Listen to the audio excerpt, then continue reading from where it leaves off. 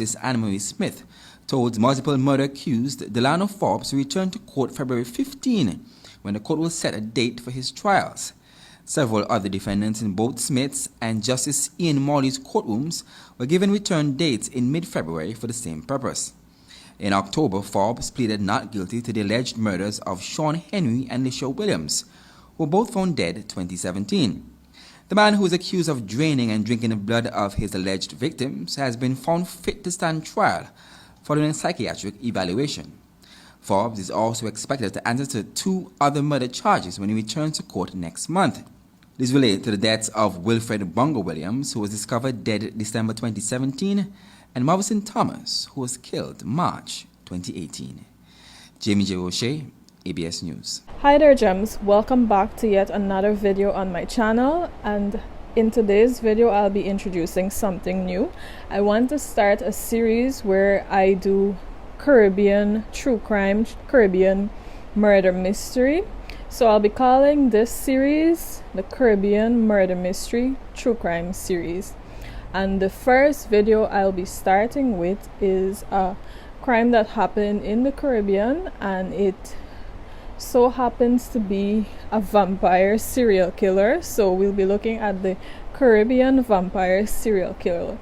I hope that you enjoyed today's video and that this new series is entertaining for you. Even though the details of it are sad, I hope that you enjoy the series. Thanks for watching, guys, and always supporting. This is how the story of Delano Forbes, the serial vampire killer, goes. Delano Forbes, a suspected Antiguan serial killer known as the Antigua vampire killer, was suspected or is suspected of killing 4 men between 2015 and 2018.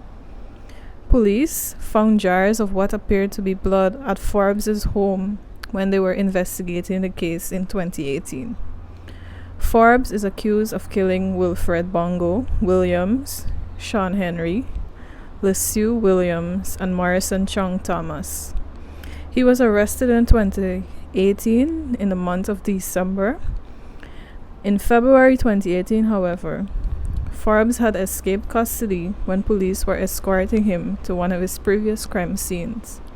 He killed his 4th victim after the escape and was recaptured on March 9, 2018. During his crimes as a serial killer, Delano Forbes was known to commit acts of vampirism and murder his victims.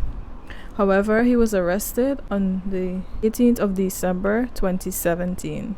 Forbes had been in the practice of drinking the blood of his victims after he killed them. When he was apprehended by police, they went to the area in Suites close to where he lived and found 2 bottles of what appeared to be his victims' blood.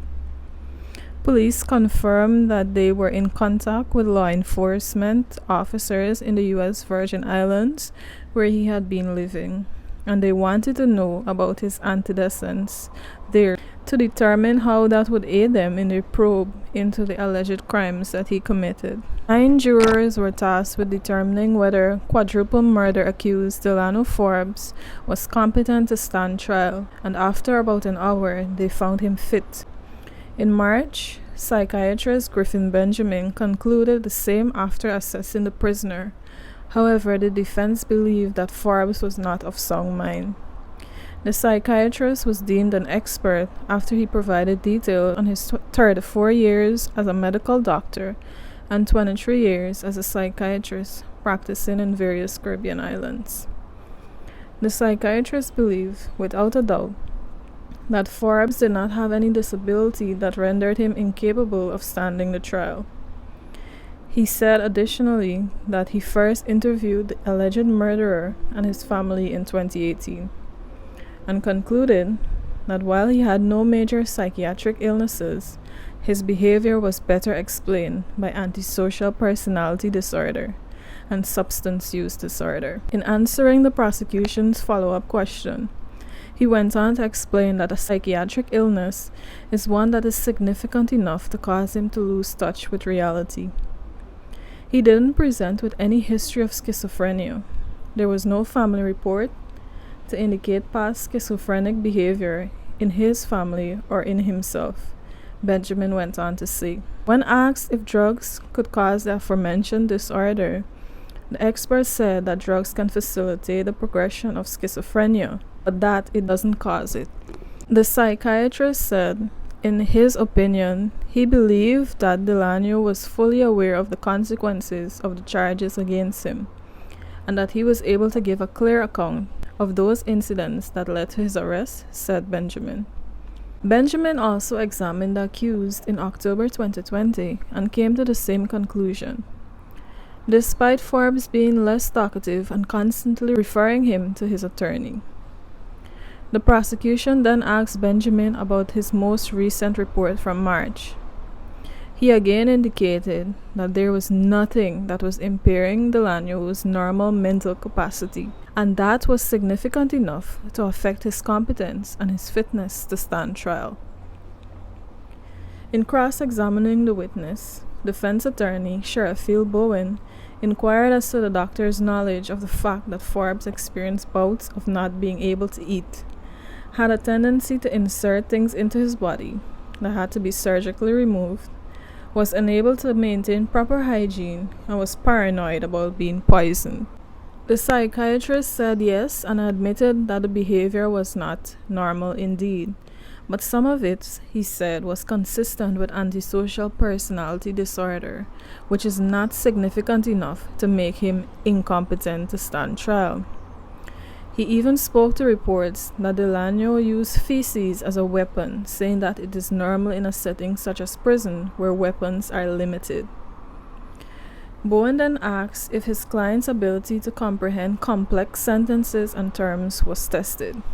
The psychiatrist's response was, "He speaks highly of his legal understanding of the matter, and he answers me better than I can answer you right now. In fact, he said that Forbes' thought process was more organized than yours and mine," speaking directly to Bowen.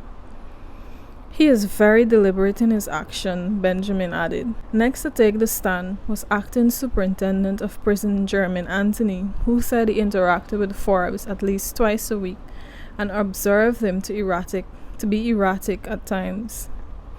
He said, "One day his behavior is like a 5-year-old, and another day he would come to my office and we would dialogue like intellectuals."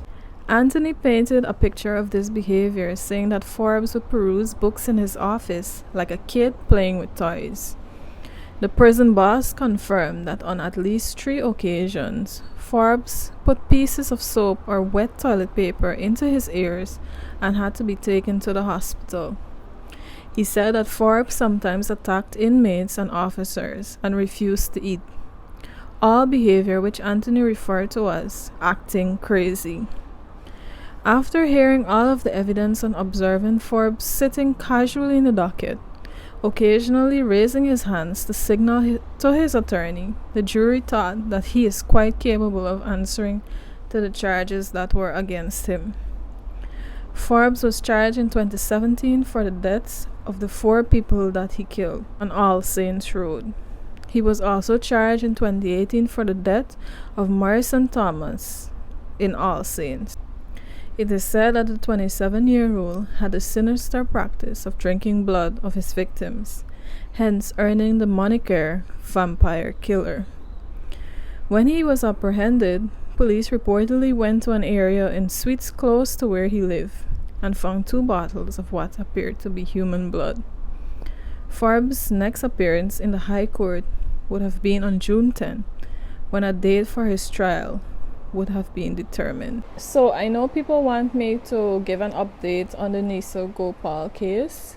God rest her soul.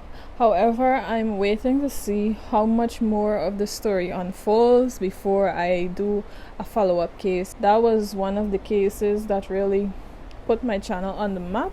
So I want to see how much more information comes about in the next few days or so on before I do it. It's quite sad that this story turned out the way it has. And that was all for today's production. Hope to see you in the next one. Bye!